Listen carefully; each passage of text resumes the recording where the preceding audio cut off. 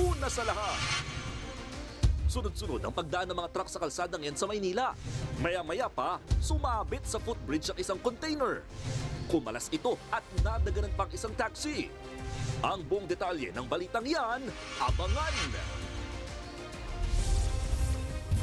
Magandang hapon, Pilipinas. Kasama ang buong puwersa ng News 5. Ito ang Frontline Pilipinas Weekend. Dalawang opisyal ng LTO Cagayan Valley nanampal at nanipa sa isang event. Isa pang opisyal ng LTO sa Baguio, nagmaneho naman ng lasing at nakasagi pa ng van. Kawatan na nagpanggap na customer ng isang gadget store, tumangay ng cellphone. Multi-cabat van, nagsalpukan sa Misamis Oriental. Dalawa, patay. Presyo ng school supplies sa Divisoria ngayong huling weekend bago magpasukan, alamin live. At comeback teleserye ni Gerald Anderson na Sins of the Father, mapanood soon sa TV5.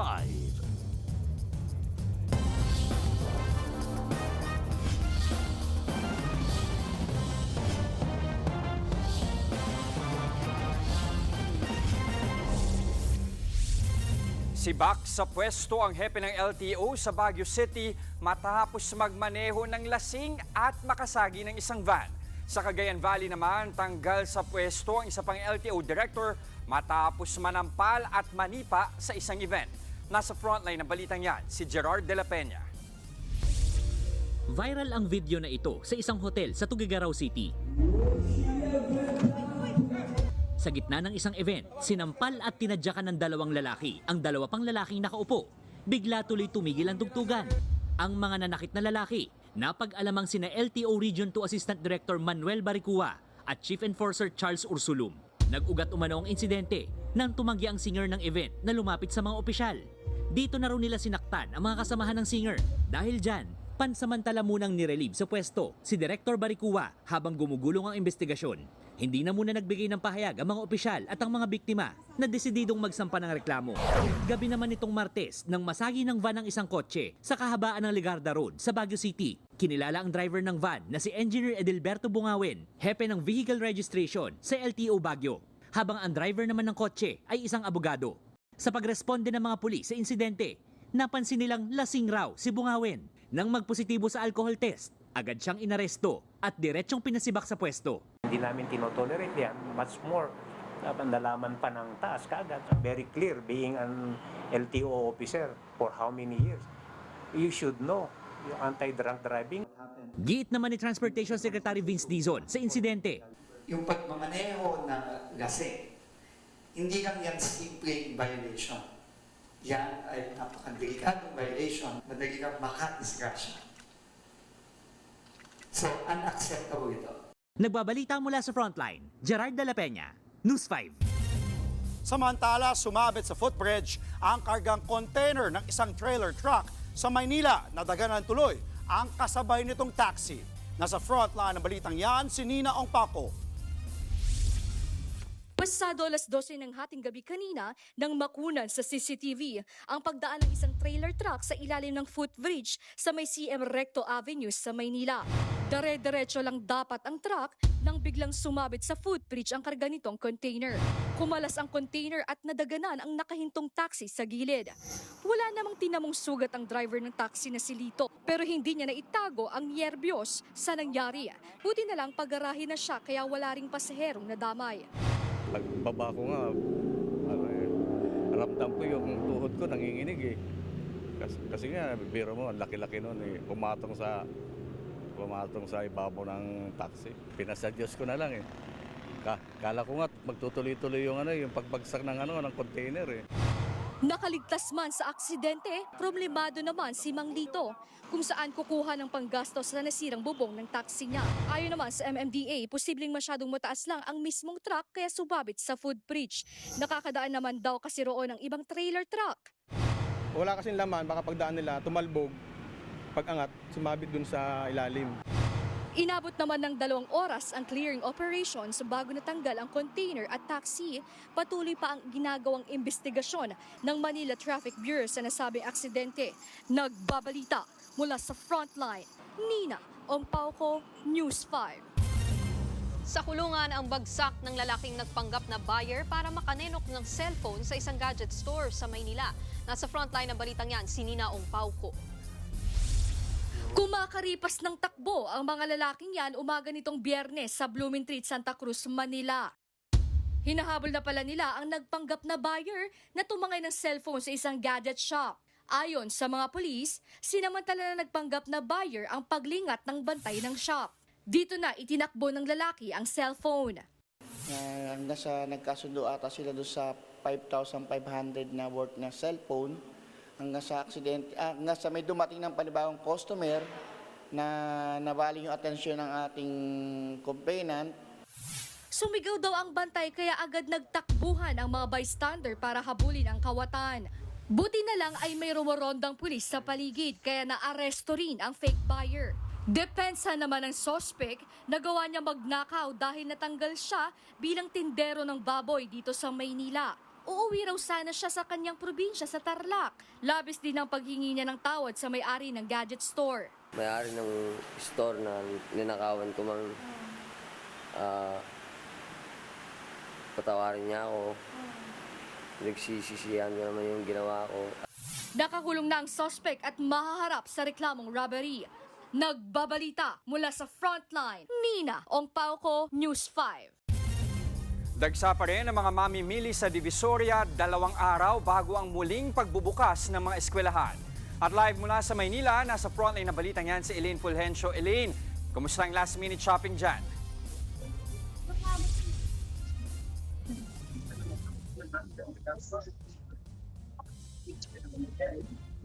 Elaine?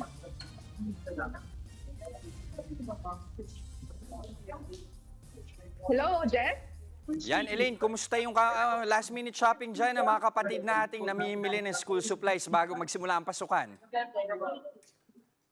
Hello, Jess. Medyo mahina yung signal natin dito, no? Pero alam mo, sa mga oras na ito, marami pa rin yung nagla-last minute shopping dito sa Divisoria para nga mamili ng mga school supplies. At ayon sa mga tinderang nakausap natin, hindi pa naman tumaas yung presyo dahil marami pa rin supply. Dumiretso agad sa Divisoria si Nanay Mercy mula sa kanyang trabaho para mamili ng school supplies ng kanyang mga anak. Maaga silang pumunta rito para makaiwas sa dagsa ng mga mamimili. Mura dito eh. Wala namang ibang mahal sa mall kahit sabihin mong may discount. Ayon sa mga tindera, mas dumami na ngayon ang mga namimili matapos gumanda ang panahon.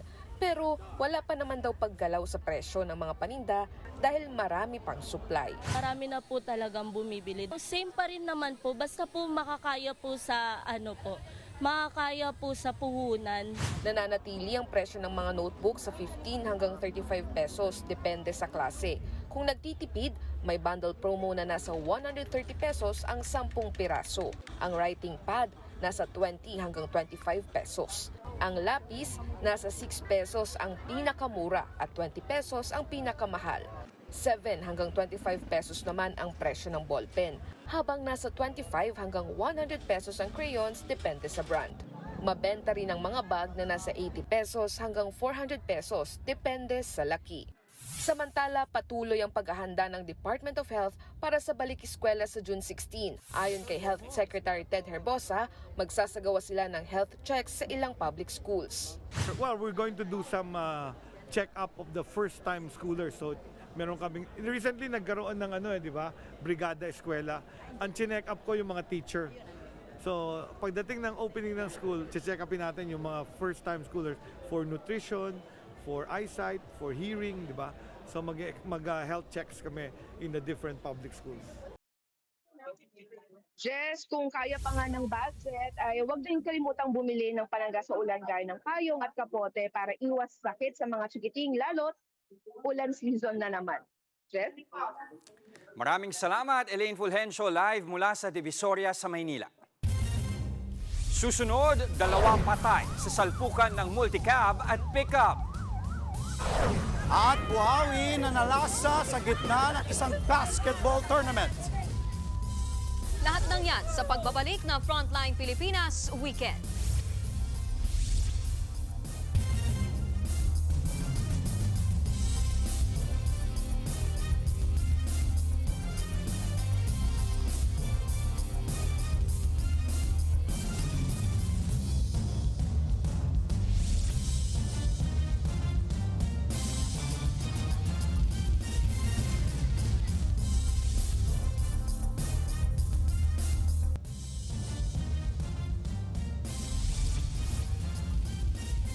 Dalawang patay sa banggaan ng multicab at van sa Misamis Oriental.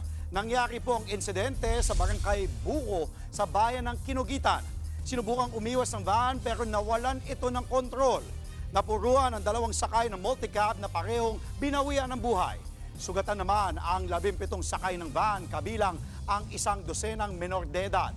Pawang basketball players ang mga ito nalalahok sana sa Mindanao Youth Basketball League. Patuloy na nagpapagaling ang mga biktima. Sa pool naman sa video ang pananalasa ng isang buhawi sa gitna ng basketball court sa Abulug, Cagayan. Nangyari yan sa gitna ng isang basketball tournament. Sa lakas ng hangin, napulasan na ng mga tao paalis sa court. Iwinasiwas din ng malakas na hangin ang mga puno at tinangay pa ang mga plastik na upuan. Tumagal ng halos 1 minuto ang buhawi. Wala namang naiulat na nasaktan. Malaking pasakit para sa ilang residente ng Siquijor ang hanggang 7 oras na brownout kada araw. Para maibsan ito kahit papano, nagpadala na ng generator sets ang pamahalaan para magamit sa isla. At live mula sa Siquijor, nasa frontline ng balitang yan si Reniel Pawid. Reniel, kailan dumating yung mga genset at gaano ba yan makatutulong sa nangyayaring krisis dyan? Jester, simula nga nung Huwebes hanggang kaninang madaling araw ay nagdaratingan na yung mga generator set dito sa Siquijor. At kung maging matagumpay yung installation niyan within the next 24 hours, ay mababawasan nga yung rotational blackout ng 1 hanggang 2 oras. Mula sa mga usapang kababalaghan, tila nagkatotoo na ang umano'y madilim na kwento sa isla ng Siquijor. Ilang linggo na kasing literal na madilim sa probinsya dahil sa kakulangan ng supply ng kuryente. Dahil dyan isinailalim na sa state of emergency ang Siquijor noon pang June 5. Ang mga residente hirap tuloy sa kanilang pang-araw-araw na gawain dahil sa pasakit na krisis. Mahirap po kasi walang kuryente, walang tubig. Naglaba pero sa tubig ulan. Pag umuulan, nagsalod. Mainit po. Tapos kung gabi, lalabas kami. Maghintay kung kailan mag-ilaw. Noong nakaraang linggo, binisita ni Pangulong Bongbong Marcos sa bayan ng Lasi ang planta ng Siquijor Island Power Corporation. Ito ang nag-iisang power provider sa buong isla na pag-aari ng pamilya Villar.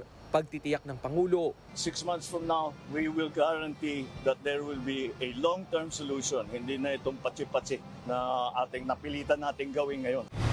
Ang sinasabing remedyo sa krisis ang paggamit ng generator sets. Una nang dumating noong Huwebes ang 1 megawatt genset mula Laguna. Inaasahan din ang installation ng isa pa mula naman sa Palawan.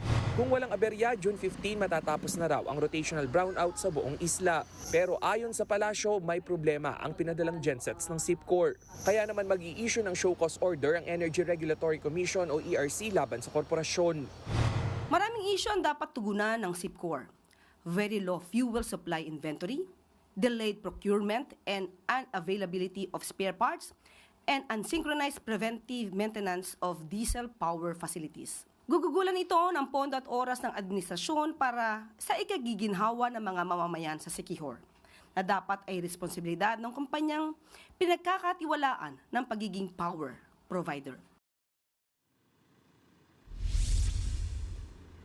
Jester, kaninang tanghali nga pagdating natin dito sa isla ay kita pa rin yung dagsa ng mga turista. Pero sabi ng mga lokal dito ay kumonti na yung bilang ng mga foreign at local na tourist na dumarating dito. Kaya naman yung ilang mga business establishment ay kanya-kanya na ring diskarte para magtuloy-tuloy yung supply ng kanilang kuryente. Yung iba nga ay naglagay na ng mga solar panels at ng mga portable generator sets. Jester.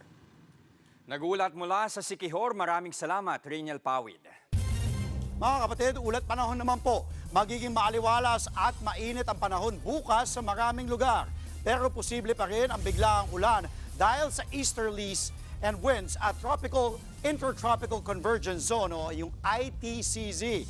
Ito po yung salubungan ng hangin sa northern at southern hemisphere. Sa forecast ng Metra, maaraw bukas sa halos buong Luzon. Pero sa hapon po ay posibleng umulan sa Ilocos Region, sa Cagayan, Central Luzon at Calabarzon. Ganito rin ang lagay ng panahon bukas sa Metro Manila. Mas malakas naman ang nagbabadyang ulan sa hapon sa halos buong Mindanao at ilang lugar sa Visayas dahil sa ITCZ. Susunod, Israel inatake ng daan-daang missile ng Iran. At silipin ang red carpet premiere ng Sins of the Father. Huwag po kayong bibitiw, magbabalik ang Frontline Pilipinas Weekend.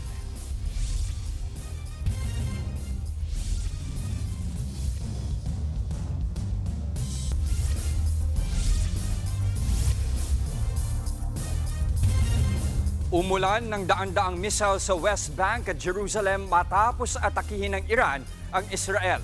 Umalingaw-ngaw ang sirena sa ilang bahagi ng Israel, hudyat ng pag-atake. Nasalag ng Israeli Air Defense System ang ilan sa mga missile. Pero may mga tumama pa rin sa ilang gusali sa Tel Aviv at Jerusalem. Wala pang ulat kung ilan ang nadamay na sibilyan sa pag-atake. Inilunsad ng Iran ang pag-atake bilang ganti matapos bombahin ng Israeli Defense Forces ang ilang military at nuclear sites ng Iran. Napatay sa raid ang ilang nuclear scientist at ang mga matataas na opisyal ng armed forces ng Iran.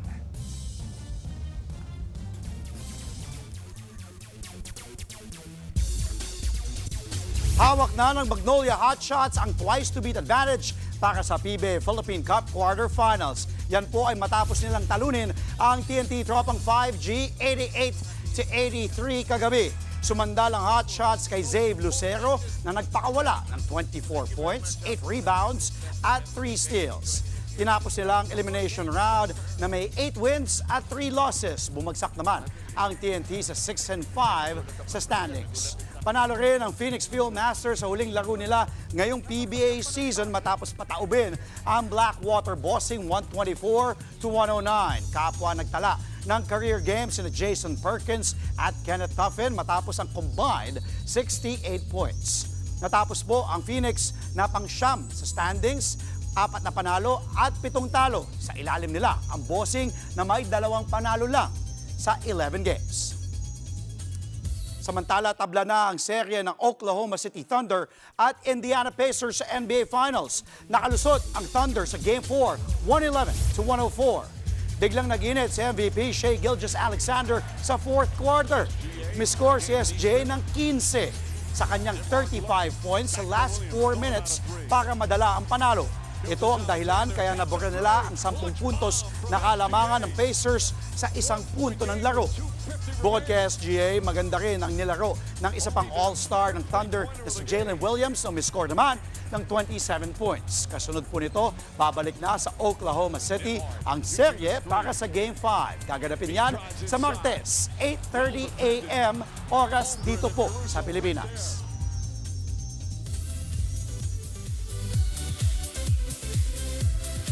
Napapanahong kwento ang ihahatid ng seryeng Sins of the Father na mapapanood soon dito sa TV5. Kasing bigat ng tema niyan ang cast led by Gerald Anderson. Nasa frontline ng balitang yan si MJ Marfori.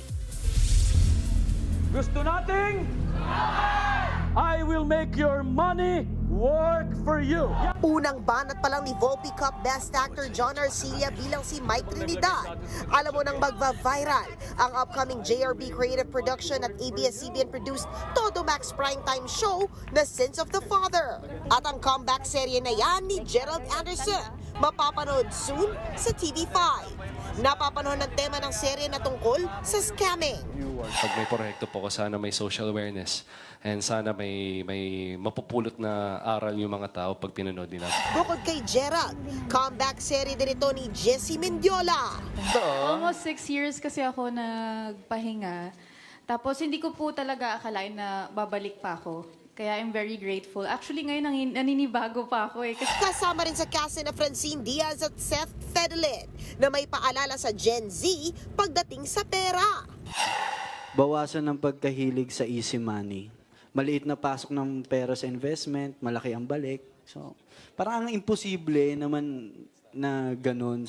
Bida rin sa Sins of the Father sina JC De Vera, Lotlot De Leon, Tirso Cruz III, Shaina Magdayaw at marami pang iba. Magsisimula na ang Sins of the Father simula June 23 sa TV5. Nagbabalita mula sa Frontline. MJ Marfori, News 5. At yan po ang mga impormasyong dapat ninyong malaman. Mga balita para sa may alam at may pakialam. Kami ang inyong mga kasangga sa Frontline Pilipinas Weekend.